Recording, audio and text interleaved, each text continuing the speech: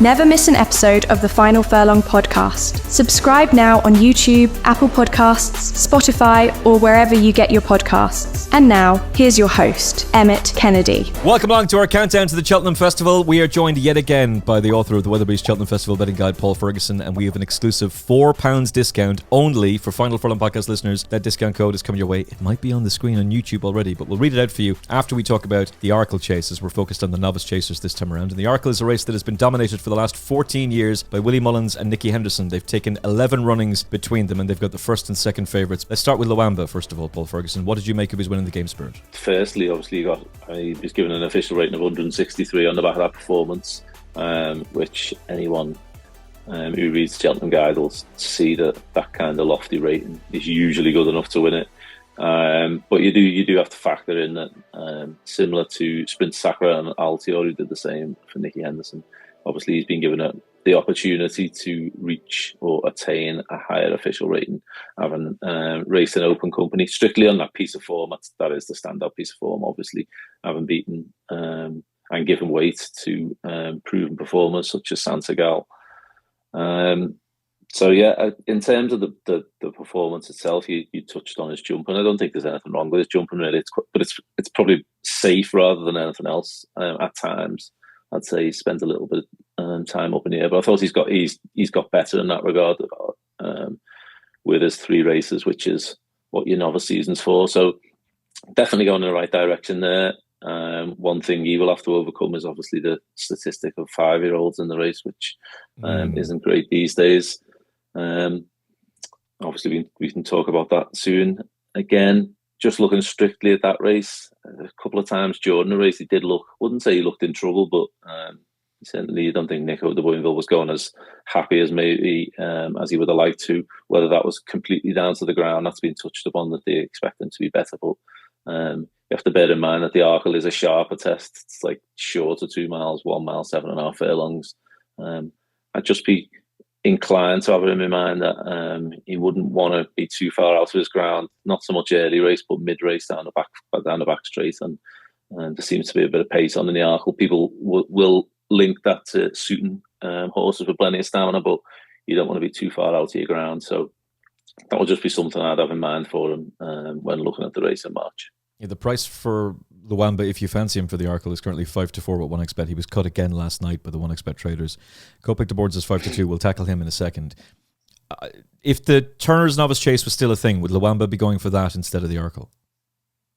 I don't know for definite if he would, possibly, but I don't think. Obviously, the Arkle wouldn't be now as strong a race as it looks this year. I'd say across the board in the novice races this year, obviously we're going to look at this race in the Broadway, or the Brown of Irish races now today, but looking at the novice hurdles as well, there does look to be a bit more strength in depth this year, which is obviously good in terms of the quality of the races. And I say one of the reasons for the Golden Miller being removed or reverted back to Novice Handicap Chase Company was to strengthen the Arkle and the Broadway again. And I think certainly looking at it this year, that's the case, because 2 or 3 other horses we're going to touch on now probably would have gone that 2.5 mile route. I think it's worth remembering with Lulamba that he was declared to run in the Mersey Novice Hurdle over 2.5 last year. Yeah.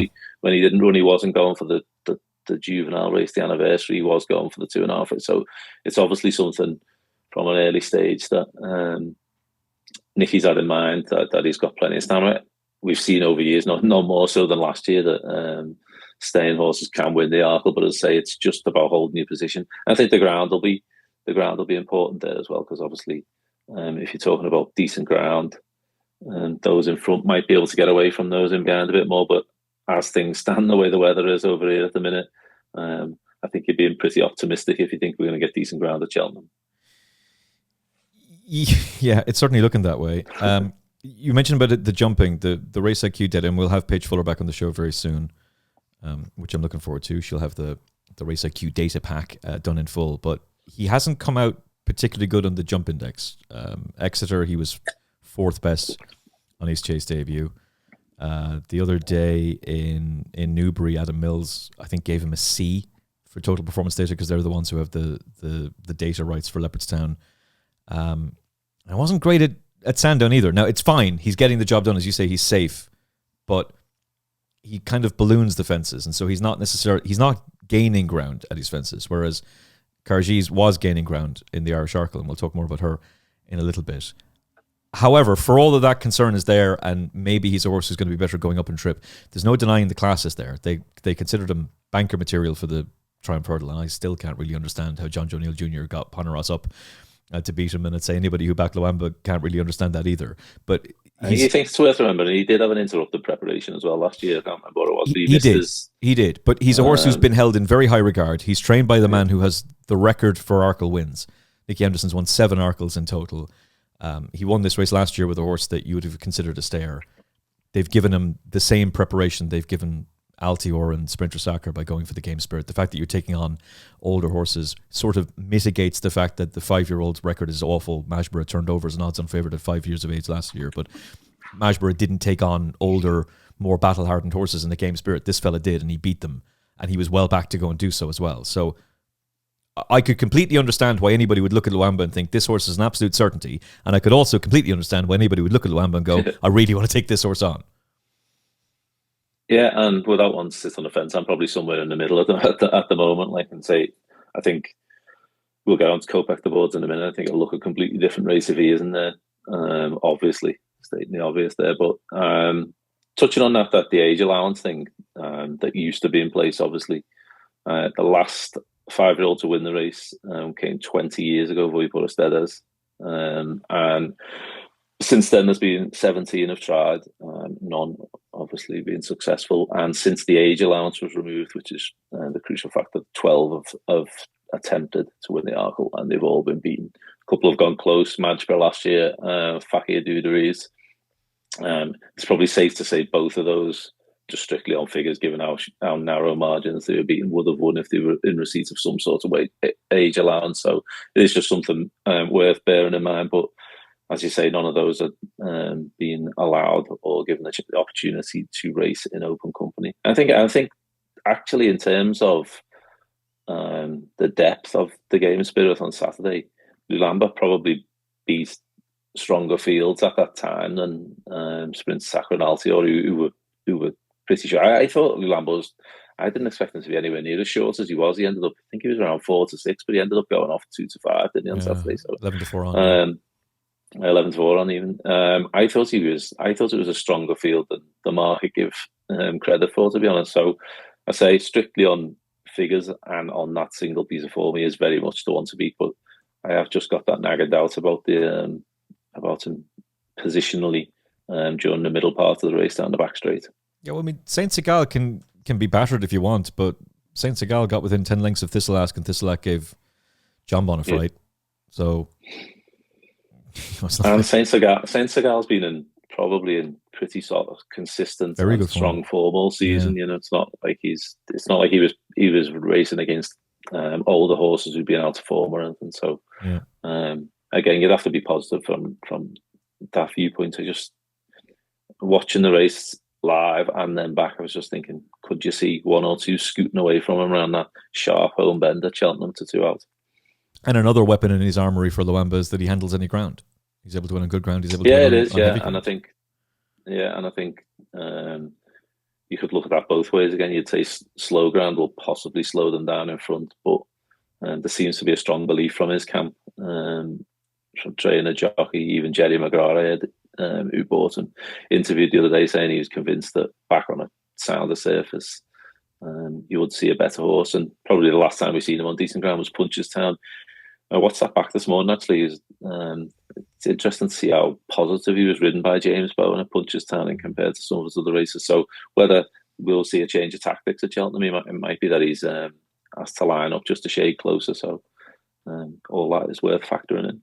Okay, well, we'll be speaking to Nicky Henderson on the Final Furlong podcast, which will be available in audio format for you and will be released this weekend, or before the weekend, in fact. So hopefully we'll get more information from Nicky. I doubt very much he's going to be handing over the tactical battle plans for the Arkle, but we'll certainly get an update on how the horse is, and of course plenty of other of Nicky Henderson's horses too. We're going to talk about Kopek Des Bordes in a second, arguably one of the most talked about novice chasers of the entire season. First of all, this episode is brought to you by 1xBet. If you're betting in Ireland, if you're betting on the Cheltenham Festival, the markets are there for you now. Over 7,000 events for you to bet on every single day. Fast withdrawals, Loads of new customer sign-up offers. There's always a new customer sign-up offer, and they're really, really good. You can find out more about it by clicking the link in the episode description. It'll take you right to the 1xBet website. 18 plus, terms and conditions apply. Gamble responsibly. Your game, your odds, your 1xBet. Sponsors of the 1xBet Grand National Trial this Sunday at Punchestown, which we're very much looking forward to. And hopefully some Final Furlong podcast listeners will have won tickets and we'll be there having lunch alongside us. Kopek Des Bordes was a brilliant novice hurdler. He was good on debut. He was deadly at the DRF. He was deadly at Cheltenham. He's a dual Grade 1 winner. He was pretty awful at the Punchestown Festival. A very impressive winner of his Novice Chase at Navan. I had a 2-hour and 20-minute conversation with Barry Doyle last night. You mentioned Jerry McGrath. He interviewed him for the excellent Champ.ie podcast. We should have recorded it. It was great crack. I don't think we could have actually released it as a podcast, but it was a lot of fun. And in that conversation with Barry, I started doing an Alan Sugar impression. Because, you know, when Alan Sugar's about to fire one of the candidates for gross incompetence, but he's trying to really dramatize himself. I'm struggling. I'm really struggling. That's how I feel with the Arkle, because this is a horrible preparation for Kopek Des Bordes, and yet there's no denying the talent the horse has. Oh yeah, without doubt. I think just in terms of natural ability, certainly if you'd have said this time last year going into the festival, or even at the start of the season, basically who is the most talented horse, I think it'd have been overwhelming. The vote would have been towards Kopek Des Bordes over Lulamba. People will come back and say the horses have won the Arkle on the back of one start, which we have seen in recent years. Western Warhorse and Well Chief, both from the pipe yard. I think the crucial thing there is that they weren't returning on the back of an injury or anything. They both had a different type of preparation. They've been running over hurdles and during the first half of the season, and when we switched to fences later on. Quite what that injury has taken out of him. None of us are going to be made aware of that, and that's the thing, really.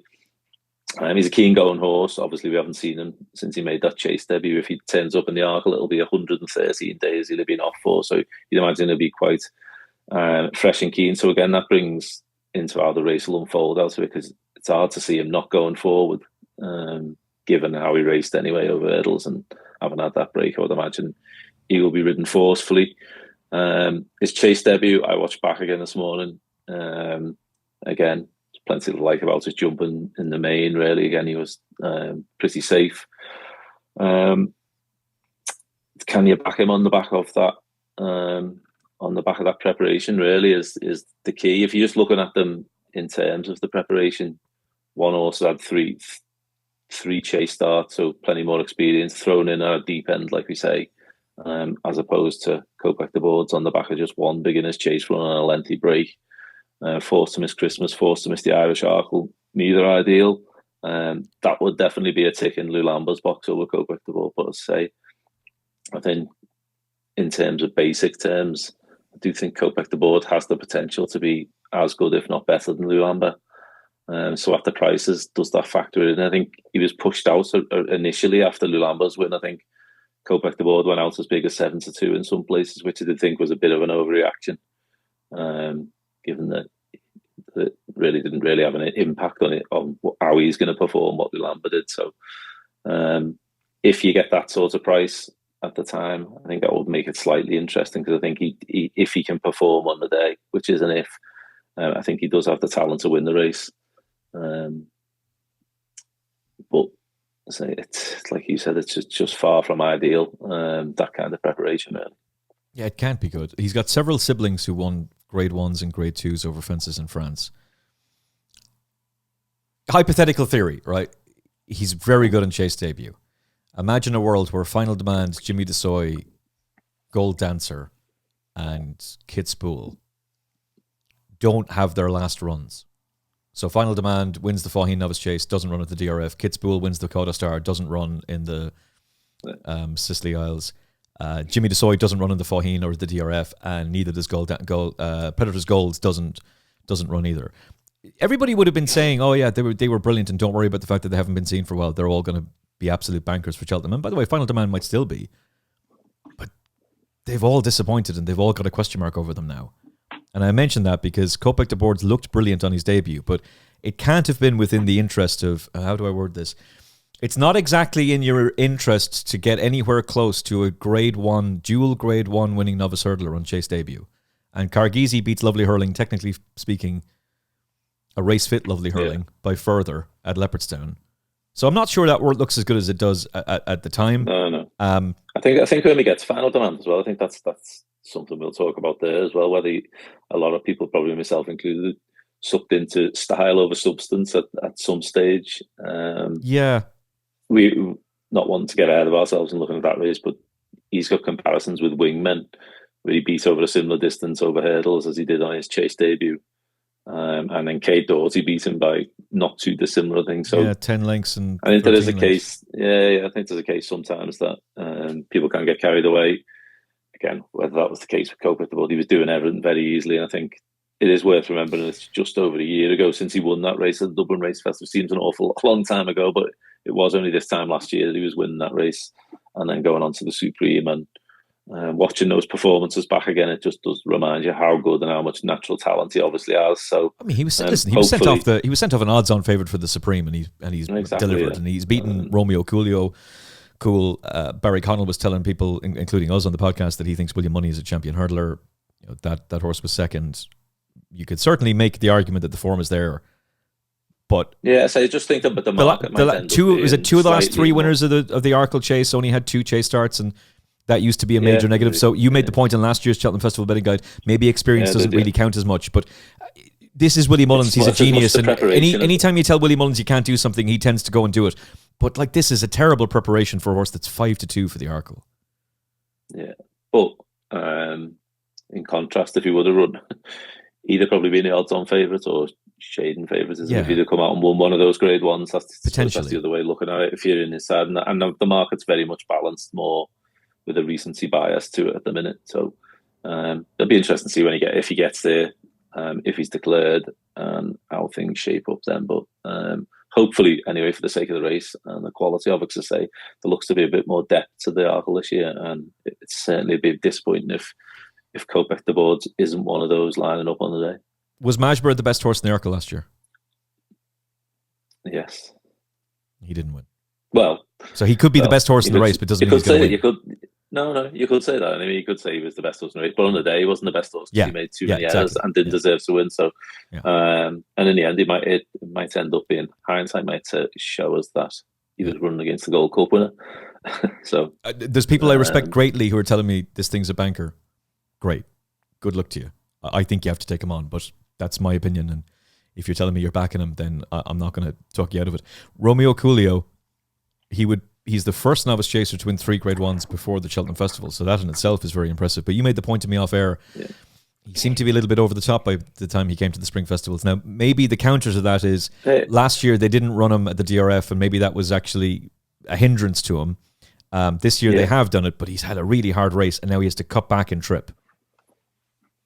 Yeah, which I don't think either of them points are ideal. Obviously, he definitely did. At the time, I actually thought him and Kargese had, the two of them had really tough races, but you say that was his 4th start over fences. And I know we shouldn't be in a position where I'm certainly not crabbing his connections for being bold, and that's what we want to see. We want to see the horses more often. But normally it's the opposite. And we're saying, why aren't we seeing these horses? But he did. I wouldn't say he necessarily underperformed at Cheltenham last year, but I think he definitely looked a little bit flat at Aintree. On the back of having run the Supreme when he was beaten by Salvator Mundi, although you argued when we were chatting off air that possibly Salvator Mundi was just a quicker horse and a flat track bully, and conditions suited on that day. But I did think Romeo Coolio definitely didn't quite perform to his earlier form at Aintree, and I just have that in the back of my mind as we go into the spring now. I think ideally it's been well documented and well spoken about. If you were picking a race for him, it would have been the old 2.5 mile, which is no longer there. So I think the obvious ideal spring targets for him either look like the Manifesto at Aintree or the Willow Warmer Fairy House.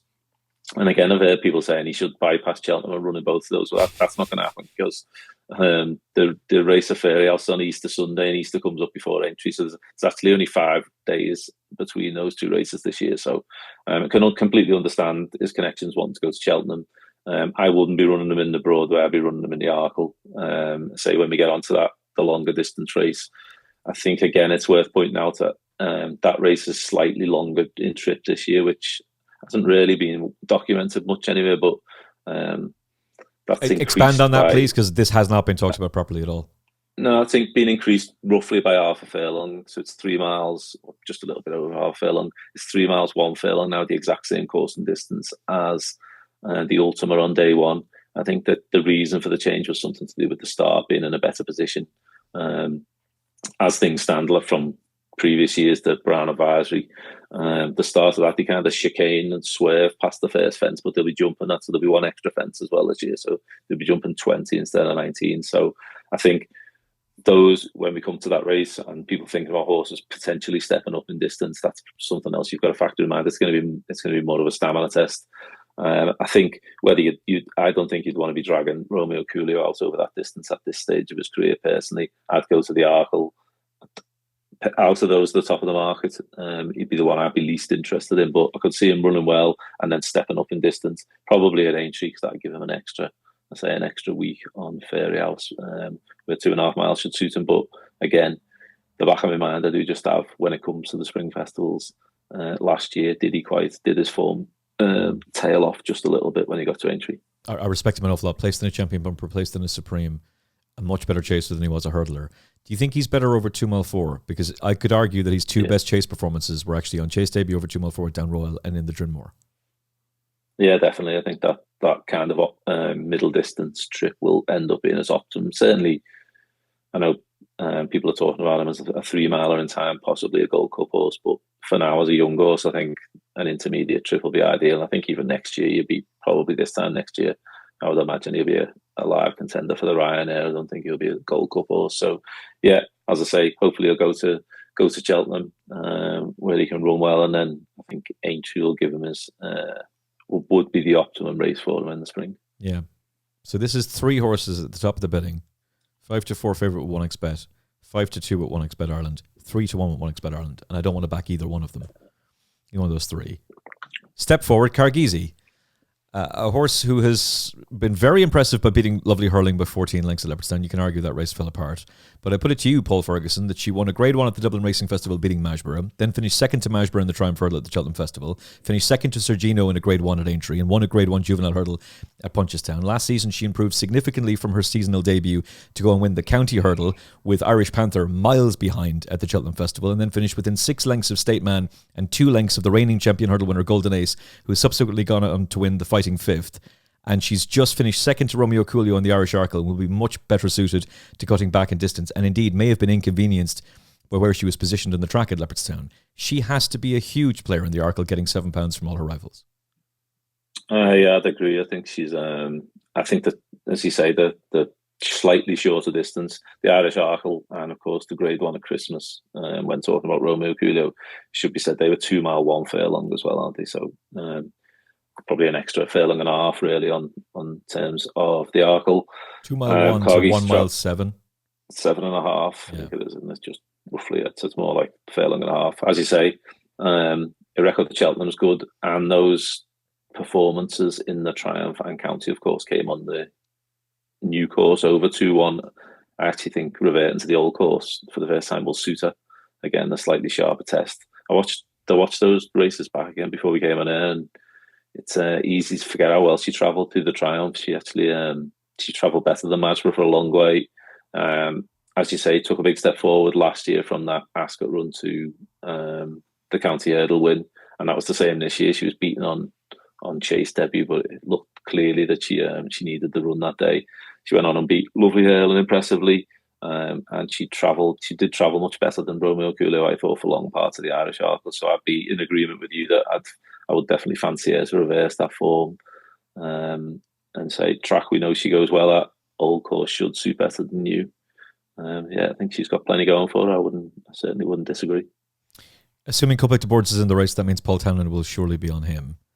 Does Harry Cobden come in for the ride because Danny Mullins might be on Kappa Jy Pyke? And if he does, do you think that she stays at the 9-2 or does she drift? Because I think she'll drift. If these 3 are in the betting ahead of her, I don't see how she's a 9-2 shot. No, well, Romeo Coolio, he's eased out with some firms, hasn't he? He's 4th favourite now, which is probably, but I'd see Kargese probably. If Lulamba and Kopek Des Bordes turn up, I'd expect Kargese to be a slightly bigger price. by the time we get to Cheltenham. I would have assumed that Danny Mullins would have rode it personally rather than Harry Cobden. He's ridden her before. I think he rode her in the Triumph Hurdle after he won the Spring Juvenile on it, I think, if I remember rightly. So yeah, I'd be shocked if he was on Kappa Jy Pyke ahead of Kargese, unless there's something to do with the ownership. But I would have. But if you ask me, my opinion, it would be Danny will be riding, I would have thought. Okay, well, we're both liking Kargese, and I think she's the one that I'm going to back, but I don't want to back her at 9-2 because I do think you're going to get a bigger price, and I assume that it's going to be either Danny or Harry Cobden who's on board. It was Sean O'Keefe who rode Kappa Jy Pyke, who was 100-1 shot for the Turner's Novice Hurdle last season. He was then a well-backed, I think Tom Siegel tipped him, if I remember correctly, at Aintree, and he was sent off a 17-2 shot. He's disappointing in that race, but he's still in contention coming to the third last when he's a bit novice-y at it, clouts it, and basically comes to, well, he just sinks back through the field like a stone. Paul Townend told the stewards that gelding just stopped quickly. Chase debut, he's given a great ride by Danny Mullins to beat Salvator Mundi.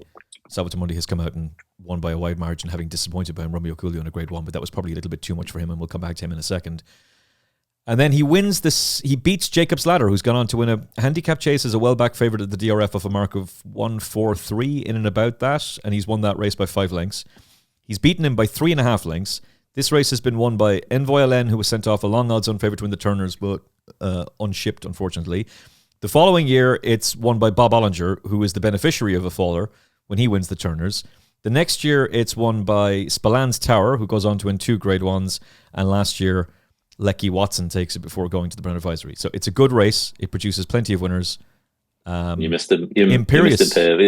She went on to win the Mayor's Chase as well. Yeah, I knew there was one missing from it.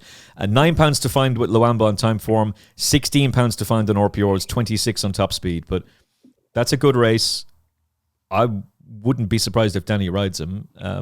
What do you make of it? Yeah, it's possible because it's possibly will keep the association because he's obviously been aboard for his 2 chase starts. But I would have just assumed that he'd be on Kargese, but we would worry about that near the time. Yeah, I've been quite impressed with him. I think he always seems to be at least stable second string in these races and slightly overlooked when, if you look like you've done there in detail at his form, there is a bit of depth to it. I thought it was a good performance last time. Whether they went quite hard and it fell in his lap a little bit, possibly, but I imagine if he turns up here, it'll be a case of he will be ridden from off the pace a little bit and hope to pick up the pieces somewhat. Because again, I'd say possibly 2.5 miles might suit him, ideally. So he's probably another one who connections will have in mind for Aintree or Fairyhouse. But I think he will come in and take his chance. And of those at bigger odds, he'd certainly be one of the more interesting ones, I'd say. Yeah, I agree. I do have a slight doubt about how he's going to be suited to a mile 7. But even the Aintree race where he disappointed, Finiculi was a well-backed favourite at Gorn when he was just nailed on the line by Danny Mullins, ironically. Regent Stroll is considered a handicap good thing by some people. Cocktail Divan bolted up at the Leopardstown Christmas meeting. Miami Magic was a good winner on New Year's Day. That's a honesty policy. Obviously won the race. That's a decent race, and he shaped very, very well up until that third last when he definitely shaped better than the Bear form would suggest as well in that race. Yeah, there's talent there for sure, and just whether he doesn't have the vital Grade 1, Grade 2 win, that's not there. But that Grade 3 performance, that's probably a Grade 2 performance at least, given what Jacob's Ladder went on to do. Steel Ally for Sam Thomas, 3 from 3. I could argue his hurdles form has been vastly upgraded by the fact of what Nemean Line has done in the Fighting Fifth and the Beulah Hurdle. If you really fancy the new line for the Champion Hurdle, then you have to give Nemean Line a lot of respect. Even Salver was in behind that day in the National Spirit Hurdle. He beats the Grand Annual winner by 5 lengths, or a former Grand Annual winner, I should say. He wins a Grade 2 by 9 lengths, and last time out, he wins the Kingmaker Novices Chase, which has been won by Voipur Stedes and Edward Stone before going on to win the Arkle. What's your thoughts on the 8-year-old Steel Ally? Age would be against him. Age will be against him slightly. He's probably more in the Edward Stone mould of handicap hurdler rather than graded hurdler, making a graduate. Although, as you say, that run against the main line that came in the Fontmell in the National Spirit Hurdle, last year, was probably his strongest effort. He ran well when he won a handicap at Haydock on Betfair Chase Day as well. They're probably his pick of his hurdles form. I do think soft ground might be not necessarily important to him, but over this sort of trip, probably that's the case. I was actually obviously at Carlisle the day he won. We sponsored that race. I thought he was a little bit chancy early on at times, but he warmed to the task nicely. Was entitled to win on the ratings, but again, he was given experience away to his rivals on that occasion. Thought he took a big step forward when he won at Ascot in the Novice Chase. Obviously, that form's been franked by no questions asked, so decent bit of form, and he came out and won well. Whether Mirabat got Mambo number 5 out of his rhythm somewhat on Saturday, I thought he was a little bit disappointing, but that can happen at Warwick. I think if you get out of a rhythm at Warwick, it's difficult over those fences all being together down the side of the course. Steel Ally was able to stick with the leader and then eventually pass him up the home straight. I thought it was a fairly impressive performance. He's gone up to a mark of 153 now. Again, ideally, saying that about a lot of horses here, I think 2.5 miles probably on spring ground is where he would need to be, but he's fully entitled to take his chance now, having won the Kingmaker. As you say, he's won a grade 2 over the minimum trip. His jumping is getting better. I'd be surprised if he didn't take his chance. And again, we want these horses to turn up because we want a bit of depth and numbers to the Arkle. So, I'd just be slightly concerned if it wasn't really soft ground, whether he'd quite have the pace and the class of some of those above him in the market. But certainly deserves his chance there. And again, maybe then going on from the Arkle, stepping up to 2.5 at 8 will suit going forward in time. And Steel Ally is a 14-1 shot with 1xBet. You can click the link in the episode description. It'll take you right to the 1xBet website. In Ireland, gamble responsibly. Irish Panther has been transformed by the Hearties. I mean, this is really quite something. A horse who was beaten 7 lengths by Kargese in the county hurdle, getting a ton of weight from her. He couldn't lay a glove on her. Is now suddenly getting within half a length of Romeo Coolio and burying Jacob's Ladder by 8 lengths in a novice chase as well. He should be suited by the trip, but age is against him as well. Yeah, very much so. Steel Ally, the age is against him being an 8-year-old, a 9-year-old, certainly the case. But he's always threatened to develop into good horse, going back to his bumper days. He's always been held in high regard. You say that defeat of Jacob's Ladder, he won his maiden hurdle time before. Previous to that, he was unable to shed a maiden tag in 8 attempts over hurdles, so which is be unusual for like a horse with the ability, I'd say, to go and win an Arkle that they've won once from 9 starts over hurdles. Be something to have a little bit of a negative. That form of beating Jacob's Ladder has obviously worked out well. You said he most recently won that race at the Dublin Race Festival. I think he's now rated 151, which might handicap him out of things when we touch on some of the handicappers later, some of the novice handicappers. And then, of course, he went on and ran really well against Romeo Coolio in that race, the Race and Post Chase over Christmas. Again, he missed the Dublin Race Festival due to the ground, so he'd probably want conditions to start drying ahead of the Arkle. They obviously don't think that heavy ground suits him ideally. You say, like Kargese, probably a positive, the slightly sharper test, because similarly to the Irish Arkle, he had Romeo Coolio looking in a bit of trouble 2 out, or certainly around a cross fence. There's one slight thing with him, again, he wouldn't have that much experience. He's only had the 2 chase starts, which you say in recent years has been okay. When there's been a small field, I think there potentially will be a bigger field, so that might come into play. And he has looked a little bit chancy at some of his fences. I wouldn't put jumping as a negative for many of these, but I wouldn't necessarily say it's a negative for him, but it would be something I'd have in the back of my mind around the undulations at Cheltenham. I just think he has looked a little bit chancy at times, and I would be concerned about that maybe in the Arkle. Yeah, I completely agree with all of that. I also just wonder if this horse is going to be really suited to something like Punchestown. That maybe when some of the other horses are a little bit battered after going all out in grade 1s, maybe he'll be able to pick up the pieces and something like that. But as a hurdler, they sent him off 11-1 for the old Pierce hurdle that's now folded into the DRF. He was third in that, and he was sent off an 11-1 shot. He was sent off 12-1 for the county hurdle. They've obviously always fancied him to go and deliver, and he's gone close. Wouldn't back him. Would be amazed if he won it, but good luck to them. And the Hearties have done some job with him. The late great Edward O'Grady always held him in very high regard. So they're starting to unlock that ability, and be great to see him go and pop up in something, but be surprised if it was this. Salvator Mundi, he's by no risk at all. Same sire as Kopek Des Bordes. He beat Romeo Coolio by 7 lengths in a grade 1, yet he's a 20-1 shot, and Kopek Des Bordes is 5-2. Yeah, it was disappointing, wasn't it, supreme last year. It wouldn't be one for me, to be honest. As I say, he's probably not got much fat to find, as he with Kappa Jy Pyke from earlier in the year. I don't think he's the most consistent horse, and as you said, what you said earlier, and when we were off air, perhaps he is a flat track bully and better against slightly lesser opposition, maybe. Just a theory. It's one that shout out to Jamie Wren, he has it as well. But yeah, I'd be surprised if he was up to winning the Arkle, to be honest, personally. Yeah, I would be too. He was good the other day, but the horses that were in behind him are rated in the 120s. He should be beating them. Yeah. He's a brother to a horse who was rated 142 over hurdles, and did win a Grade 1 at Aintree for Alan King back in the day. Juvenile hurdle, Le Unique. But I'd be surprised if he was good enough to go and win the race. Interesting horse for sure. I'm not even sure he'll go. Don't know if the Donnellys are going to want to have two runners in the Arkle, but that might be more Willie Mullins flexing his muscles than them. Is there anything at a big price that fits the trends, the statistics? Anything that you think could outrun the odds currently available at 1xBet? No, really, no. Normally you would see this is one of the races where the class comes to the fore, and I would very much expect that to be the case this year. Say, looking away from the top three, if you were looking for one at a price, I think Kappa Jy Pyke is the one who might have the race run to suit. I might be able to pick some of the pieces, but I can't really make a case for any of those at really extreme big odds. If it's a Django Bai style of race for the second year in a row, Kappa Jy Pyke is the one who might very well benefit from it. But the problem is, if it's that kind of race, that might actually play to Lulamba's strengths as well, because there's definitely stamina there. And of course, Romeo Coolio, who's got stamina too. Kargese is the pick for me. I don't want to back her right now at 9-2 because I think we'll get a bigger price, because I think she'll be the second string for Willie Mullins. But she'd be the horse I'd put forward for the race, certainly. For you?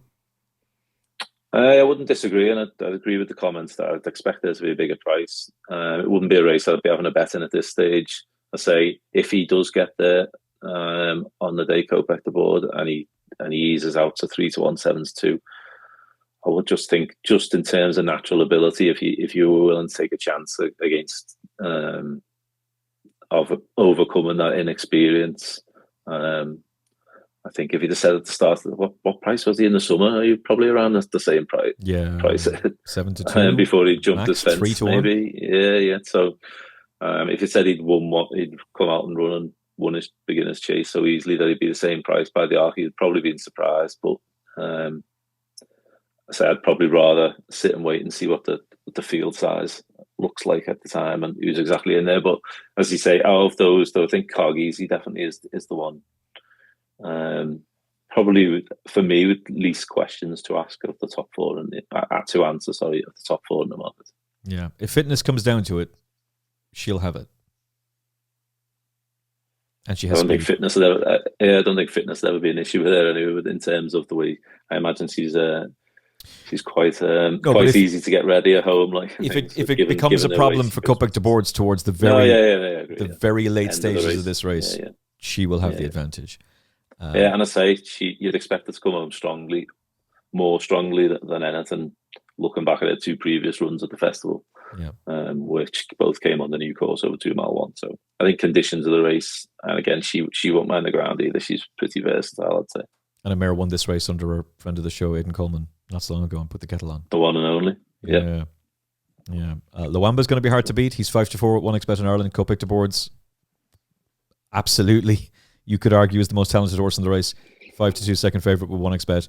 Romeo Coolio, a triple Grade 1 winner over fences, placed at 2 Cheltenham festivals, a 3-1 shot. And then you've got Kargese, placed in a Triumph hurdle, winner of a county hurdle. She's 9-2. This is a red hot Arkle. I can't wait for it. A comprehensive preview in association with Weatherbys. The Cheltenham Festival Betting Guide is available for you now. And if you're a listener to the Final Furlong podcast, which obviously you are because you're listening to this episode right now, and hopefully you'll be listening and watching a whole lot more, then there's an exclusive discount code for you. You can get £4 off your copy of the Weatherbys Cheltenham Festival Betting Guide by using this promo code at weatherbyshop.co.uk or weatherbyshop.ie, where you'll get €4 off. FFCFBG26. Final Furlong Cheltenham Festival Betting Guide 26. FFCFBG26. Use that code now. £4 off the print copy, £4 off the digital copy. Better yet, £4 off both the print and digital bundle, which is already a 45% discount. So you're saving bucket loads of money just by being a loyal listener to the Final Furlong podcast. We're looking after you this week. Tickets to Punchestown, discounts for the best book to preview the Cheltenham Festival. Find out more at weatherbyshop.co.uk and weatherbyshop.ie. And this episode is brought to you by 1xBet if you're betting in Ireland. The full Cheltenham Festival betting markets are available for you now. There's some great value there for you to get stuck into. Peter Michael was highlighting some value that he's taking advantage of the other day. The Cheltenham Festival anti-post betting markets are part of 7,000 events for you to bet on every single day. Fast withdrawals, new customer sign-up offers, the official betting partner of the European champions, Paris Saint-Germain, official betting partner of Barcelona FC as well. You can join the 1xBet team by clicking the link in the episode description. It'll take you right to the 1xBet website. 18 plus, terms and conditions apply. Gamble responsibly. The second Novice Chase that we're going to talk about is now over 3 Mile 1 on day 2. So the extended Brown Advisory Novices Chase. The betting with 1xBet sees Romeo Coolio towards the top of the betting. Both of us think he's unlikely to go, and certainly I think the 3 Mile 1 would knock him out, just for now anyway. Final Demand has gone from being an even money favourite to 7-2. Kate Doughty is 9-2, his conqueror at the DRF. The Big Westerner narrowly beaten in the Potato Race / Albert Bartlett, whichever you want to go for, 9-2. And Wendigo, who was behind her that day, a 7-1 shot. Western Fold, who would be, you would imagine, would appreciate better ground after a huge run at the DRF, 7s. Kitzbühel is 8s, and Cocktail Divan, another one who might not be suited by the distance, 10s. Oscar's Brother. I mean, Oscar's Brother was really good the other day. This is a really strong race. There's a lot of depth to it. Let's begin with Final Demand. Brilliant at the DRF last year. Brilliant at Punchestown last year. Brilliant on Chase debut. Good, I would say, in the Faugheen. And then the DRF is pretty horrible. Gaelic Warrior was beaten in that race, came back to win the Arkle, and you made a very interesting observation to me beforehand. I thought I made a somewhat interesting observation off air, but you made a better one. Share it.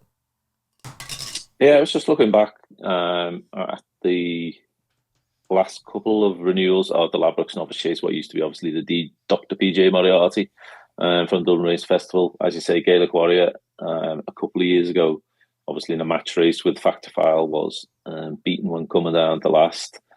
I don't think many people could have foreseen at that point that he would come out and win the Arkle next time. Last year in Pere Pass, I wouldn't say it was a hammering, but he was pretty well beaten at the DRF on the back of a couple of good performances over fences, and Final Demand. Similarly, the three of them had all won the Faugheen Novice Chase at Limerick. Now, whether there's anything in this or it is purely coincidental, I was just looking back thinking, is it possible that the race on bad ground at Limerick took more out of those horses at the time than we thought? It was just potentially one thing, maybe for Final Demand followers to cling to, in the hope that he could build on that like those two did when reappearing and win the Grade 1 in the spring next time. I think it's a really good point to make. And it's entirely possible that that's what it is, because the DRF run doesn't make sense. I mean, either he sulked because Mark Walsh took him on and said, right, so let's see what you're made of, and he just threw in the towel. And that might be what happened. He's right there. He looks like he's going to win, in my mind. You watch back the Turner's Novice Hurdle. Stop it at the final turn. Final Demand is the one, in my mind, that looks like he's going to win that race. And he's the one. He looks like he should. To be fair, he looks like, I watched that back again last week.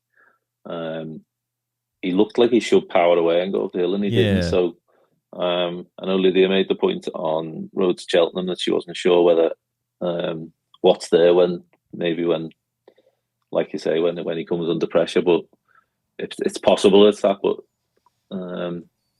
yeah, it looked good. But again, then I say that Chase debut, which we all wax lyrical about, myself included, the literal form of it, beating Wingman by 13 lengths, was just what he'd done to him in the Dublin Race Festival and Nathaniel Lacey. So he hadn't improved any on that. Yeah. For all that he looked like he had, given how he jumped the fences, and probably, like you say, less so at Limerick. But during the first half of that race, I thought he jumped equally as well down the back, particularly down the back straight. I think whether it was just the camera angle that he had at Limerick, where he seemed to be like flat on against the back straight, and you could see him winging fence for fence. But like I say, that form again has worked out. With Gold Dancer then was hammered at the weekend behind Oscar's Brother again. Yeah. So it was just something that I came across when I was looking at past renewals and thought, is it possible? I actually might dig a little bit deeper and see if there are any other runners from those Limerick fixtures a disappointing interim run maybe before the spring festivals, because it might be something worth looking at in a bit more detail. Did Jerry Clom run in the Sicily Isles, didn't he, before being beaten the Yeah, Sicily Isles. So he did come out and win it. That's it. Yeah. Obviously, there's exceptions to rules, and it might not be the case. I say it might just be coincidental, but I say looking at him on his Chase debut, you would have thought, given how he won, and I say even at Limerick, I thought it was. I wouldn't have been as underwhelmed as some people were, but I certainly didn't foresee what was going to happen to him at the Dublin Racing Festival. So hopefully he can bounce back. I say we have seen horses bounce back. I think another one I was harping back to was Boston Bob a few years ago. He was a pretty similar profile. I think he'd just been beaten by he'd been beaten in the Albert Bartlett's. He finished second, came out and won. Brindisi Breeze. Dave Brindisi Breeze beat him, on debut, and then he kind of scrambled home in the. I think it still was the Dr. PJ Moriarty then I think it was before pre-DRF. And then he drifted out from a short price favours. I think he went out 5-1 for the Broadway and looked like he was going to win when falling at the last. So we've seen it previously. Horses can bounce back. So if that's the case, I actually remember writing in not this year's Jumpers Followed, last year's as a point-to-point horse. His pedigree definitely suggests he wants better ground. So given, despite his size and the fact he's gone on bad ground previously, I do think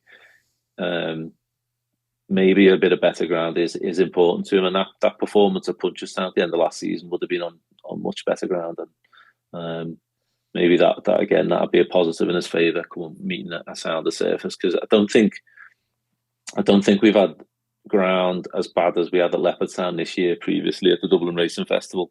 Actually, I was down in the office yesterday finishing the book off the last couple of days, and someone was asking when the last time we had heavy ground at the DRF, and we went back through it, and I think there was only 1 year, and I think it was only on the hurdles track as well, so it's probably the worst ground that we've had at that fixture. So I think meeting better ground might bring about improvements again, but as you say, that just looking at the race as a whole, it looks like a strong renewal, probably stronger than any of us would have thought earlier in the year what it'd develop into. And do you want to be back in a horse's favourite for a strong novice race at Cheltenham on the back of a really disappointing run? I don't really, personally. Well, you mentioned Gaelic Warrior, and it's a horror show for me because I was completely against him in the Arkle. He had no chance. I couldn't have had him winning the Arkle, so I got that spectacularly wrong. I'm not sure I subscribe to the idea about the ground for him, because he won the Grade 1 at the DRF on soft ground. He wins the... I think he's handled it before, but the Punchestown Grade 1 is yielding. His dam won a Grade 1 on soft or heavy. I think it was heavy, and she won a Grade 3. Sorry, it might have been a Grade 2 and a Grade 3. One of them was at Limerick, by the way, on soft ground, and she won one on heavy. And I tend to lean towards the dam when it comes to horses and ability to handle ground, but it's not an exact science. Look, he's fascinating. If you liked him for the race beforehand and you thought that it was the greatest Chase debut in the history of racing and he's a good thing for the Gold Cup, then 7-2 is a great price. And maybe he does bounce back and win. I didn't like, and this has been commented on elsewhere as well, I didn't like the comments from Townend that he didn't like being taken on for the lead. It's a Grade 1 at the DRF, what do you expect? And I think Lydia's idea about maybe he doesn't like it up him might not be too far off. Although having said all of that, the horse who beat him at Cheltenham last year was favourite for the champion hurdle, and the horse who finished second might be really interesting for the Coral Cup, or whatever it's called these days. The Weatherbys Cheltenham Festival Betting Guide Cup. There's a Weatherbys. It's definitely not going to be that, I'll tell you. Well, it'd be a bit late to be sponsoring that race, in fairness. The Weatherbys Cheltenham Festival Betting Guide for an event that's already on. Look, he's fascinating. If you're with him, fair play. You're getting the better price now. That's the positive. Kate Doughty. So I did see it coming. Not necessarily Final Demand blown out, but I tipped Kate Doughty for the DRF. Did you? I'd say I was surprised. I've liked him as always. I liked him from the end of last season when he won at Punchestown as well. But I didn't think he was mature or ready enough for that kind of test. So it was a pleasant surprise to see him go and do that. As we touched on earlier, he beat Wingman not too dissimilar distance. He beat him 10 lengths as opposed to 13 lengths on Chase debut. If you look back at last year where they were at the respective points in their career, he was sent off at 40-1 in that same Birmingham Novice Chase, Novice Hurdle when he was pulled up. But he had been sick though. Yeah, and he did make a shock. He did make a fairly serious mistake at the first, so you could forgive him that. One thing he will have to overcome, but he's definitely, I think, his 3 chase starts this year, he's definitely growing in the right direction, which is what you want to see, certainly from a staying novice, in my opinion. Gradual build up. But one thing he is going to have to overcome is the age statistic. Again, it's difficult for 6-year-olds in this race. Yeah, it's a big test for them, as it is 5-year-olds in the Birmingham Turners, whatever you want to call it. What he was in last year, it's not easy for that age group. But actually, only one horse has won this as a 6-year-old this century, and there's only 2 in the past 31 renewals gone. So it's not easy. Can you name them? Both trained by Willie. Cooldine? No. One got terrible negative press for being a slow horse. Don Poley, the greatest staying chaser Willie Mullins has ever trained. And before him it was Florida Pearl. Of course it was Florida Pearl. Straight over fences. Yeah, so it's not easy to do. I say obviously a horse, especially a horse of his size, is probably still filling into his frame and things like that. So it's not, when people read these negative statistics against age, it's not geared towards just a number and things. It's just the physical makeup and maturity of these horses at the time. So, and I think when the Golden Miller was in place, the 2.5, I think you did see Willie switching, and the likes of Sir Deschamps, horses like that. Yeah. I think Galopin Deschamps definitely was a 6-year-old when he went for the 2.5 mile race ahead of this race. So I think it's something that was definitely in the mind of Willie Mullins during that period. So again, whether that'll just prove to be much of an exacting test for him at this stage of his career remains to be seen. He is bred to appreciate going up in trip, so that will be a positive in his respect. In terms of the trip, the next 2 in the market, the Big Western and Wendigo, I think you'd definitely put that as a positive for those 2. Well, let's talk about Western Fold first of all, because he makes up an awful lot of ground. Yeah, of course, yeah. He makes up an enormous amount of ground at the DRF, and probably needed the run. He hadn't been seen since he was third to Envoy LN. He was sent off 9-4 for that race. He's obviously won the big race at Galway. He was a 4.5 length winner of the Galway Plate. That ground probably wasn't ideal, and he probably needed it. And the amount of ground he made up in such a short space of time, I was sort of dismissive of this fella, but I'm not dismissive of him now. I am now. And the one thing, obviously, he's got, when you were talking previously about the Arkle, he's in complete contrast when it comes to chasing experience. He's had 11 runs. He's been pretty popular in the market since the Dublin Race Festival, since that run. As you say, he'll improve for meeting better ground, going back up in trip. So he has got plenty going for him. Arguably, his standout piece of form was one you didn't touch upon when he beat Affordale Fury in the E Grade 2. Obviously franked that by winning the Savills. Obviously he didn't perform to the same level in the Irish Gold Cup, but clearly a strong piece of form before that run against Envoy Allen. Might well have needed the run. The people who write the paddock notes comments in the Cheltenham Festival Betting Guide actually flagged up that they definitely thought he needed the run at the Dublin Racing Festival, so would expect him to step forward fitness-wise as well. So he's got plenty in his favour. Very experienced compared to those ahead of him in the market, and you can see why he's popular, although I say he's probably short enough now, around 8-1 compared to what he was shortly after the race. Yeah, I would agree with that. And in terms of raw natural ability, you would imagine Final Demand, for example, has more of that, as in he's got more class. Yeah. But in terms of preparation, Western Fold has had a much better prep run than Final Demand has had. An interesting horse for sure. You mentioned Wendigo, so beaten at the Cheltenham Festival last season in the Albert Bartlett, but he did get mullered at one point of that race. But he's got a fair bit of ground to make up on a horse like the Big Westerner, for example. Yeah, 5.5 lengths between them from the Albert Bartlett. Big Westerner second, he finished 5th. To be fair, he was hampered, but the Big Westerner was probably didn't get the clearest of runs herself. Again, in terms of preparation, the Big Westerner, she's only had the 2 chase starts. Wendigo has had 4, and I do like a little bit more experience when it comes to the staying races. And he's built up gradually in terms of distance. Started off, travelled really well against Wade Out, First time I probably should have won that race. Then he won the Grade 2 over 2.5 at Newbury. I don't think the track suited him at all at Kempton when he was beaten behind Kitzbühel. He just couldn't really get into a rhythm, and we've seen over the years form from that race has often turned around. No winner of the Quarto Star or the Feltham, as it once was, has ever won this race, whereas we have seen plenty of horses who've been beaten in that race come on and win, with it being a completely different test, really. Warmed up. When you talk about prep sometimes for Cheltenham, it's like an old school prep, almost going up to air for a really small field novice chase against inferior opposition, but he jumped and travelled really well on soft ground, goes on any ground. The slightly longer distance of the race this year will suit going up. Course form already, as you say in his book, and he's got already in the book and gone well at the festival previously.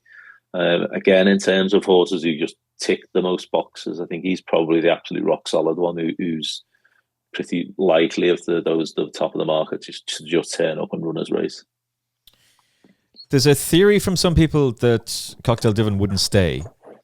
I'm not sure I agree with that. He's a brother to Imperial Saint who's just won a Peter Marsh chase, and he's by Masked Marvel, so I don't really see why he wouldn't stay. He has 3 lengths to find. He's got 3 lengths to find with Oscar's brother, obviously, but that was pretty early in his career. It was only his second chase start. He was battered by Romeo Coolio, but again, that was chase debut. I wouldn't mind any Henry de Bromhead horse on chase debut. The performance against Kiss Will, and maybe some of Willie's horses weren't firing at the time. Kiss to chance that horse has come out and won at Goran. He's bolted up by 21 lengths in the same race that was won by Factophile, Galopin de Champ, and the winning most horse in Willie Mullins' yard, the beloved Easy Game. That was a really smart performance, Paul. It was, yeah. I like that performance. I would just question him at the trip. If we got really soft ground, I think, say, we'll come on to Oscar's brother in a minute, who's another horse we both like, we were talking about off air. Yeah. Cocktail Divan, I did think in the Florida Pearl did just get outstayed by him, but that was pretty deep ground, and as I say, early in the season. He was impressive over Christmas. I don't mind his preparation, because we've seen that over the years with Henry. He tends to, if he's got the experience in. And I actually think he looked like he blew up behind Romeo Coolio, I thought, first time out, as you say. He's got those 3 runs in quite quick, and I say we've seen that previously. He's done it with the Big Western now, although she's only had the 2 runs. He doesn't tend to run them then from Christmas to Cheltenham. It's not uncommon for Henry to have that approach. I did just wonder about the ground, and again, whether he'd end up being ideally suited by either the Willow or Fairy House or Aintrie's Manifesto. But if the ground's drying, I could definitely see him being of interest. Certainly see him travelling well for a long way. Whether he quite gets home is just a bit of a nagging doubt. But I think he's a nice horse, definitely going in the right way, and there could be a good race in him somewhere this spring, possibly on a bit nicer ground. Yeah, I don't disagree with that at all. We're going to see Thomas Moore over the weekend. He's better going right-handed, and he's a 9-year-old anyway. J.T. Grugy, no. Salver, no. I don't really know. This test is exactly what he wants. Personally, seems to be at his best, possibly in smaller fields. Yeah, maybe 6-year-olds as well. But Oscar's brother is an 8-year-old. So let's talk about him. The great story. Connor King, only 2 horses. Well done to the Kings, and obviously the JP Manus team have taken notice, bought him, and it's worked out very well to start with. They've just had the 1-2 in the Grade 2 with the Wall Park, interestingly finishing second there. Second to Western Fold on debut, beaten 8 lengths. Second to Mossy Fen Park, beaten 2 lengths. Then improves to go beat O'Moore Park, beats Cocktail Divan by 3 lengths, and now has bolted up in a Grade 2. Supported towards the off with big support for Predator's Gold in the race. Maybe he didn't run his race, maybe the Faugheen Novice Chase knocked it out of him. You could be right about that, but I like this horse. I like him a lot. If he was to turn up, I think he's a big player. Yeah, I think if he turns up on, I think the ground for his chance to be enhanced would need to be soft. The worse the ground, the better, I think, would be his chance, to be honest. Not necessarily that he needs it, but I think he has got plenty of bags of stamina. As we say, he was beaten by Western Fold early in the season by 8 lengths, but that was decent ground, and that was his chase debut, whereas Western Fold had already had 5 chase starts. So I don't think he can take that literally if they were to clash again. As we've already touched upon, he outstayed Cocktail Divan in the Florida Pearl on soft to heavy ground at Punchestown. But after that break, I thought he was pretty impressive on Sunday, albeit He was allowed to dictate matters from the front and add things his own way, but he jumped really well, stayed strongly. He's gone up to a mark of 151 from 148. He's had the 5 chase starts. Actually been given an entry in the Grand National at Aintree. He'd need to run again before the 20, I think it might be the 23rd of March. So obviously if he runs at the festival, he would actually be eligible to run at Aintree then. The Irish National, I imagine, might come under consideration for him as well. I think that might be a race that'd be considered for him. Obviously, Novices have a decent record in that. So I think maybe his spring target will be dictated where he gets the soft ground. But if he turns up here and it was genuinely soft ground, I think he'd have a strong claims. And 6 Mile Bridge, really good at Cheltenham on his second chase start. Beats Derry Hassan Paddy, who was well touted up at the start of the season, and has now won a Grade 1 for Fergal O'Brien. Yeah. Again, I'd be worried about the trip for him because he's quite an exuberant sort as well. I think maybe in time he'll get out of it, maybe on an easier track than this, but well, certainly an easy 3 miles. There's actually talk of him running Jack Richards. He only went up a pound for winning the Scilly Isles. He's got a mark of 150. The Arkle was mentioned as well, but the handicap would be interesting. Yeah, I think he'd only go for the Arkle if it was. I think he said he might go for the Arkle if it was genuinely heavy ground. It seemed like they were leaning towards the Jack Richards, which I don't see an issue with. I've seen a lot of people commenting on social media saying it's ridiculous that a Grade 1 winner is allowed to go to a handicap. But if you don't think yours can stay 3 miles 1, I don't see there's an issue, right? Springwell Bay ran in I think he was 153, maybe top weight last year, if I remember rightly, without looking at my notes. So it's possible. I actually thought that race would be ideal for Cocktail Divan, but I don't see. He's got an Irish mark of 149, so he'd obviously be a couple pound extra over. He'd be given a Grade 1 winner weight there, so I don't think Henry will go down that route with him. But yeah, 6 Mile Bridge probably will go that way. If he did turn up here, I'd be concerned about him getting the trip personally. You pointed out no horses won the Contenders Novice Chase and the Brown Advisory in the same season. Is Kitzbühel likely to change that? Don't think so personally. I thought things went really well for him and around Kempton. I just thought he got into a nice rhythm and the track really suited him.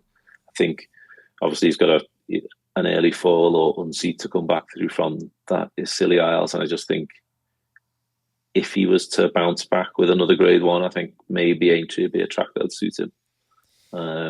Again, flat track. I kind of think again there was probably question marks about his stamina towards the back end of last year. Obviously he didn't get home in the 3 mile at Aintree, and then he won the select hurdle over 2.6 at Sandown. Obviously got the trip on the sharp track at Kempton, but I think a more of a speed based track might suit him better. So I think looking forward, he's probably a horse that'll be aimed at the King George next year, and often good form at Kempton can translate to Aintree, despite one being right-handed and one left-handed. Obviously, the tracks where you need to get into a rhythm and have a bit of tactical pace on a flat track. So maybe Aintree in a 3 mile will be the place to go for Kitzbühel. Okay, 10-1 Oscar's brother with 1xBet interests me. He's probably the only one who does, because I suspect the problem with him is that Kate Dottie's probably going to be in the race, in which case I would imagine Mark Walsh is going to ride. Anyway, Conor King is almost certainly going to be Daniel King's almost certainly going to be riding Oscar's brother, because that seems to be part of the relationship, given he rode him the other day. So he's not going to be JP's number 1, in which case I don't know that he shortens significantly between now and Cheltenham at 1xBet. Kate Doughty probably is the price he is now, or in and around that. And I'd rather take 3-1 on the day, knowing the ground conditions, knowing the field size, than take 9-2 now, kind of speculating. And then you've got Final Demand, which I think you've got a decision to make there, whether you want to take him at 7-2, and if he becomes a real hype horse in the Cheltenham Festival preview circuit. Your theory about the Faugheen Chase is really good. I haven't heard anybody else mention that.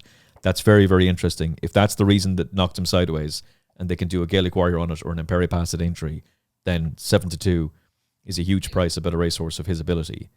Is there anything that appeals to you as a bet right now after that comprehensive preview of the Brown Advisory? No, I'd be with you with Oscar's brother, but you wouldn't really want to be backing him now anyway, because I say if it did dry out, I wouldn't necessarily see him going here. I don't think the ground would be an issue to him, but I think where they inconvenience some of the others and make it a real test, I think it would really suit him. So I'd be prepared to sit and wait to see if he turned up and the ground conditions were in his favour. As you say, we've gone through those. I like the Big Westerner. We didn't really touch on her much, but mares don't have a great record in this. You have to go back to 1995 till Brief Gale was the last winner. 12 have tried since in the last 28 years without success. I think going up in trip is definitely a positive for her. She won't mind soft ground. Again, the Bartler form's decent, and quite often that translates to this race the following years. But just 2 runs over fences will be a slight. I was just going to ask you, what's the statistics on that? There are a couple who have won. There are a couple who have won on the back of 2. Don Poli was one, and Florida Pearl, the 2 6-year-olds. Who actually, I always thought that was. I didn't think that was coincidental. I don't know whether Willie, over the years, knowing that they were younger, was more mindful of them. And I think he'd done the same with Gallop and Deschamps personally. So,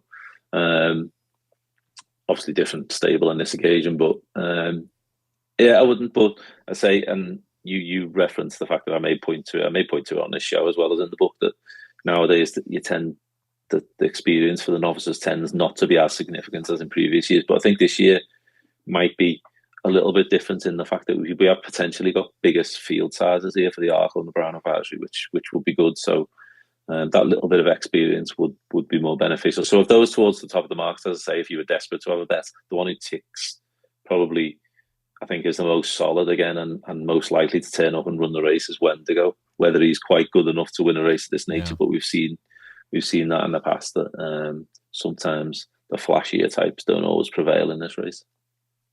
Okay, we're going to get handicap chase selections, novice handicap chase shortlists from Paul Ferguson in a second. First of all, a quick word from our sponsors. This episode is brought to you by 1xBet Ireland.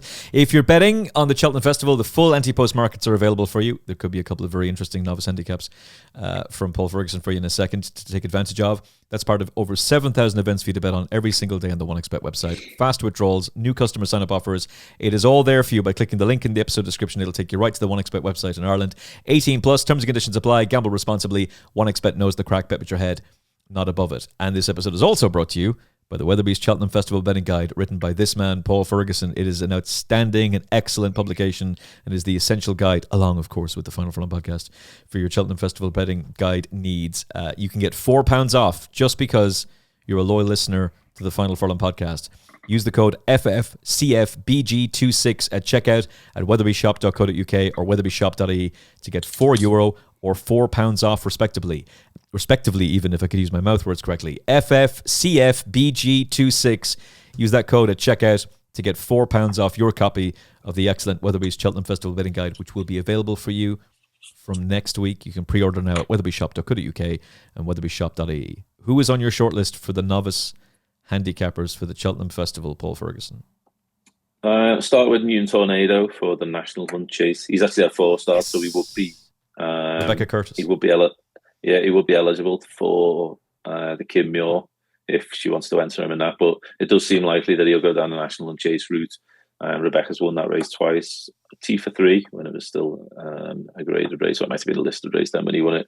And of course, last year with Haiti Clares, I wouldn't be as strong on Newton Tornado as I was on Haiti Clares last year, but he's definitely progressing. 2 from 4 over fences, both wins coming on soft ground. So I say the way the weather's looking at the moment, conditions are likely to be suitable. I think he went up £6 to 133 for his latest victory at Doncaster, which was pretty convincing. So I think he threatens to stay a longer trip. He's definitely one to have on the short list. Top of my list as a novice hurdler. He's also I've liked a lot. Yeah, he did. You could say he was a shade disappointing last year over hurdles. He was second on a number of occasions before getting off the mark, but I think he looks like a bit more of a mature horse. And I know I heard Rebecca speaking the other day saying he's just taking time to fill out and things. So it looks like more of a chaser than hurdler. And I say we've seen Haiti Clares improve massively as he went chasing. So you wouldn't expect that dramatic improvement to come twice in a row. But Newton Tornado very much one to have on the radar. Prior to last weekend, Meet Me by the Sea was top of my list for novice handicappers to follow with the Jack Richards in mind. But I was pretty disappointed. I know it was his third run to make sure he was eligible for the Jack Richards, and his mark didn't change after running the Game Spirit. But I was pretty disappointed. He was beating 51 lengths in the end. And I was more disappointed that he wasn't able to lay up for long. He just looked to be struggling down the back straight, whether it was a case of just getting the run into him. I didn't think it was, to be honest, I didn't think it was the best piece of placing in the world to get his third run as the case. To get the third run in, I thought he could have been placed somewhere else, maybe for a more suitable target. But if he bounces back, I think certainly better ground and stepping up in trip will be positives for him. So I'll still keep him on the shortlist, even though he wouldn't be as high as he would have been at the time. Another horse who was beaten on Saturday, he's probably not going to get in the Cheltenham now, but I thought I'd give him a mention anyway, because I think there's certainly a race to be won with him. Knight of Allen, he stepped back up to 3 miles at Newbury. And maybe the ground, he travelled really well, maybe the ground just on that testing side didn't help him get home over the trip. So back on a sounder surface, I think anywhere between 2.5 and 3 miles from a mark of 127. I definitely think he'd be of interest. He was the horse I was most interested in for the Ultimate, to be honest. I thought if he won on Saturday, he would have probably sneaked in there and it would have been his 4th run. So maybe a novice handicap chase. If it doesn't come too quickly, the Great Wood Gold Cup, I think is 2 weeks on Saturday. So they would only give him a 3-week turnaround after heavy ground, but coming back slightly in trip would suit. He's won at Newbury previously. Again, he'd be one just to be interested in. Knight of Allen, trained by Jane Williams. And one other one I'll give a mention to, Mighty Bandit, trained by Warren Greatrex. Warren's having a great season so far. Currently around 14-1 for the Grand Annual, but I don't think he's going to be, well, handicap entries close on Tuesday, which is the 17th of February, to meet eligibility criteria. This is for all handicaps. Those, whatever runs are needed, they're needed to be in place prior to the 23rd of February. So you've got until a week on Sunday. So that's important for a lot of the races, really, because there's a lot of horses at the top of markets who aren't eligible for certain races. He would need one more run to be eligible for the Grand Annual. His form early in the season is pretty solid. First time out over fences, he was second to Mambo number 5. That's worked out well. He then returned to Newbury and beat Highland Legacy. Again, that form's worked out well. He won easily, despite a late error at Doncaster last time. Gone up to a mark of 142. I say if he doesn't get out of the running, I actually think all of that form was on flat tracks anyway. I would just wonder if maybe they're targeting the Red Rum at Aintree with him. So just be careful with your bets on him for the Grand Annual. If he doesn't get qualified in time, keep him in mind for the Red Rum at Aintree. Couple to ask you about. What do you make of the Rogues, Jericho de Repenay and the Wallpark? I just think Jericho de Repenay jumps well enough to warrant backing for a handicap chase at the Cheltenham Festival, personally. And the Wallpark obviously was an eye catcher behind Oscar's brother on Sunday and caught many an eye. I think, what did he go? What did the handicapper drop him a pound? Dropped him a pound. He dropped him. Well, the Irish handicapper dropped him a pound. The BHA one, I think, will have a different take on things. He's 142. So whether he can get into, you need to be 145 or under to get into either the National Hunt Chase or the Kim Muir. So you're probably going to be borderline or thereabouts whether he gets into them. So obviously it's at the discretion of the British handicapper that whether he'll get into either of those races. He'll give him 146, won't he? Well, quite possible. I don't know how they come up with it. Sometimes you get when the weights are launched that's the following week. That's 2 weeks time. Yeah. You do tend to, generally it's just a 2 or 3 rise, but you do get 1 or 2 who get a bit of a heftier rise. British handicap mark in comparison to the IHRB mark. So it'll be interesting to see. Again, he'd probably be one who you might consider for the Irish National as well. Certainly if he gets a mark over 145, and that could be an option there. I'm not sure what the closing date is for the Irish National this year. Well, Gordon Elliott might be an Irish Grand National win away from being champion trainer, but there's a lot of prize money at Punchestown, so I'm sure he'll push for the Irish Grand National. Yeah, possibly. To be honest, if you're just talking about them in terms of Cheltenham, I'd be looking elsewhere for a bit of value against them, because they're going to take up a lot of the market. If they turn up in either of those races, they're going to take up a lot of the market. I'd say it'd certainly make there be plenty of value elsewhere to take them on. I was going to say Stevie Wonder would spot him, but apparently there's now a conspiracy theory that Stevie Wonder is going around FaceTiming people, as in FaceTime video people, and that the whole thing's a bit of, who knows what's going on? Would you believe anything anymore? Who knows what's going on anymore? It's all mad. Couple to ask you about. Back me or sack me. I thought he was good at the DRF. Probably needs soft ground to be at his best, although he did finish with a right rattle on good ground at Cheltenham behind a horse who was then placed in the Hennessy. Yeah, he did. I was impressed with him actually at the at the DRF. I don't know what mark. What mark did he go to? Oh no, I can find out for you very quickly because I have the handicap ratings here. Back me or sack me. He is 133 in Ireland. That'd be yeah, he'll definitely get in. I imagine the National and Chase is going to be as that was his first chase. I imagine the National and Chase is where he'll be going. I would have thought. He was pretty impressive, I thought. I think a longer trip, going back up in trip shouldn't be an issue. As you said, Cheltenham experience, he ran well against Streetcar Bragg, wasn't it, early season? Yeah, could see him entering the equation. Okay, McClory. Wasn't he in the same? Sorry, didn't he run the same beginners chase as? Yeah, he did. Yeah. Back me and Sack me was further down the field in that Tipperary beginners chase won by Western Fold with Oscar's brother in second. Yeah. Who'd have thought that a May evening at Tipperary, what that form would work out to be. So, yeah, Ewan McClory obviously won the handicap hurdle, didn't he, at the DRF last year? He's had 4 runs over fences now. When he beat Stormheart, yeah. He was disappointing, wasn't he, did he run the county last year? He did behind Kargese, I think, didn't he? But it certainly looks like he caught the eye a bit, I thought, at Down Royal again, to say the least. Yeah. What marks he being given? 130. So he's going to be eligible for Kim Muir. He's going to be eligible for anything, whether his rating allows it, yeah.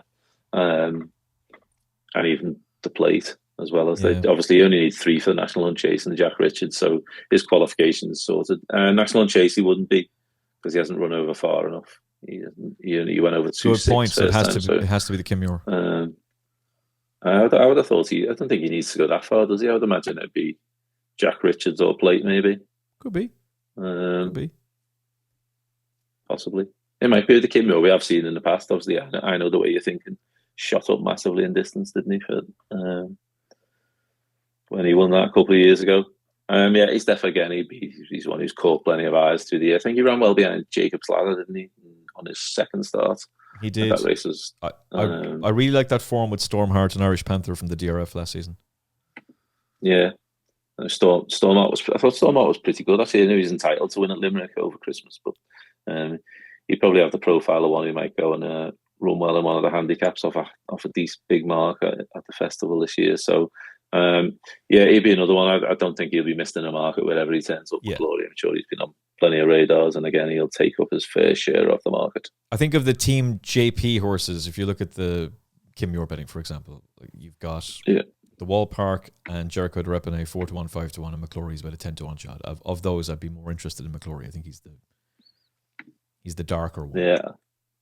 He was good at Leopard Time. Say that was 2 miles. I'd have thought more plate would be where he'd be going, but I'm not sure. Is he in the market for that? Is he? He would be. There's one more I've got to ask you about, and this might be me having completely lost my mind entirely. But Grade 1 winning novice hurdler was beaten by Better Days Ahead on his chase debut, who goes on to place in the Brent Advisory and may very well win the Irish Grand National. Beaten by Lecky Watson on his second chase start, who goes on to win the Brent Advisory. Second to Predators Gold, first time out this season. Then brought down behind Argento Boy, and last time out Slade Steel. Probably didn't stay behind Joystick, and also Henry's horses weren't running particularly well. Cheltenham Festival winner Slade Steel has an IHRB mark of 143. No, I don't think he'll get away with it. He'll get closer to his hurdle mark, I would imagine, over here. What are you thinking with him? Ultima? Or? I'd have thought more like one of the intermediate races. Plate, Jack Richards. I'd be less positive about him. I know that he's just a bit tripless as well these days. I can't work him out. Yeah, I watched that Navan race. I was at Haydock that day, and again, he didn't seem to see the race out thoroughly last time. I didn't think, but as you say, Henry's horses weren't firing at the time. I don't know. He's over fences. He's looked like he's going to win at more than one occasion, and he hasn't got the job done yet. And I don't think he's a horse who's been handicapped by any means. Obviously, being a Grade 1 winning hurdle, I don't think that's been the case with him. So I think he's just kind of handicapped himself. At this stage, I might just say he's not as good a chaser as he was a hurdler, and hasn't progressed as looked likely, to be fair, because when he won the Supreme, I think he looked like he won it through class and stamina rather than. And I thought he would improve as he went up in trip over fences the following year, but it just didn't materialise. So he wouldn't be one I'd have on my shortlist personally. But I know, again, plenty of people who will when you just look back at that hurdles form from the festival. Yeah, Henry de Bromhead chaser as well. I just think there's potential there, and it might be more circumstance than anything else that has just resulted in him being the price he is, or the performances. McClory, incidentally, I just looked at McClory's joint favourite with one firm with Madara, but second favourite at 8-1 generally for the plate. I would have thought that's where he'd go. Yeah. If you just asked me. Can you confirm the Jack Richards Novice Chase? You need 3 runs to run on that. Yeah, correct. Yeah. Quebecois. Yeah, he's actually. I'm sure Quebecois was declared this morning for Newbury on Thursday. Let me check. He's had 3 anyway. So, but when I was looking at the decks there's a chasing excellence series race at Newbury, and he's entered for that. Entered, sorry, for Tuesday. I was looking at the entries and decks quickly this morning, but they weren't closed. And Cobden, is he in that? Cobden is jocked up. Yeah, but back over 2 miles, which is maybe just goes to the ground. But I thought he ran really well on trials day. Yeah. I've been a little bit disappointed with him, to be honest, at Exeter, and certainly even more so at Sandown. Yeah. I think I was on around that time. I think we spoke about him, didn't we? Yeah. But I thought he ran a huge race, and I just assumed he would go for the Jack Richards. He's got the runs in, so he doesn't need another one. But if he does run on Thursday, that would make him eligible for the open handicaps as well. So the ultimate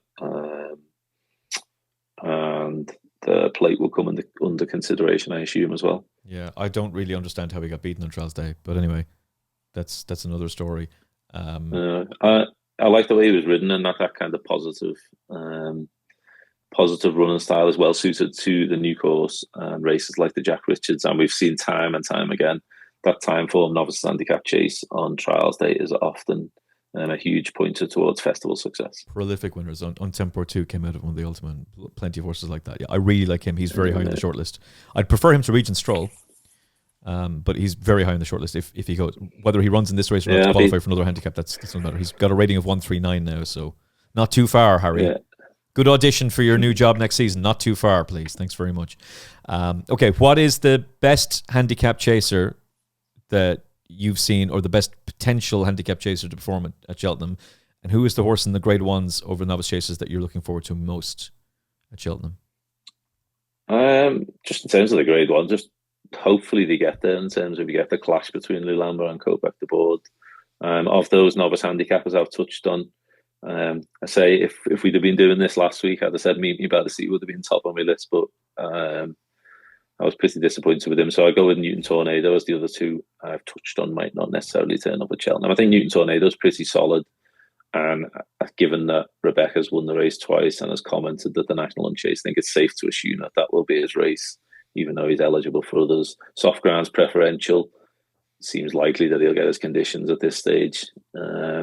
And bred to stay, shapes like he'll stay.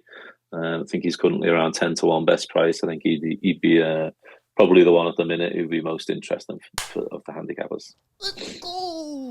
Let's go, Paul Ferguson. You've got me excited for the handicap chases. Of the Grade 1s, which one are you most excited about? I'd say it was a clash, but I didn't have a bet at this stage for any of those. So if you were forcing me to nominate one, I'd probably say at the prices. Oscar's brother would be the one at a decent price I'd be most interested in for the Broadway. But again, I say that he's a lot more ground dependent. So whether you'd want to be investing at this stage remains to be seen. If you would like to get this man's excellent work, all the incredible detail that he has in the Weatherbys Cheltenham Festival Betting Guide, we can get you £4 off just because you listen to the Final Furlong podcast. Use your code FFCFBG26 at the checkout at weatherbyshop.co.uk or weatherbyshop.ie. You can get £4 off or €4 off. weatherbyshop.co.uk, weatherbyshop.ie. £4 off with FFCFBG26. And if you're betting on the Cheltenham Festival and you're in Ireland, the only place to do it is 1xBet Ireland. More than 7,000 events for you to get stuck into every single day, including anti-post betting for every single race at the Cheltenham Festival. Fast withdrawals, new customer sign-up offers. Sign up now by clicking the link in the episode description. It will take you right to the 1xBet website. 18 plus, terms and conditions apply. Gamble responsibly. Good crack, great odds. That's 1xBet. You're back on again with us before the Cheltenham Festival, Paul. We'll have Paige Fuller here with all the Race IQ data as well, and loads of other special guests too. Very much looking forward to having you back on the show. Cheers, Emmet. Yeah, it'll be good to be back. And it'll be good to have you back with us as well. Hopefully it will be for the weekend preview. There'll be a bonus weekend preview as well, as the 1xBet Grand National Trial is at Punchestown this Sunday. So we'll focus on the Punchestown card on Sunday. Some really good racing to look forward to there as well, and plenty more content hopefully coming your way very soon as well. Hit the subscribe button so you never miss an episode of the Final Furlong podcast. Smash a like on this episode to show your appreciation for the great Paul Ferguson. We'll be back with you very soon on the Final Furlong podcast.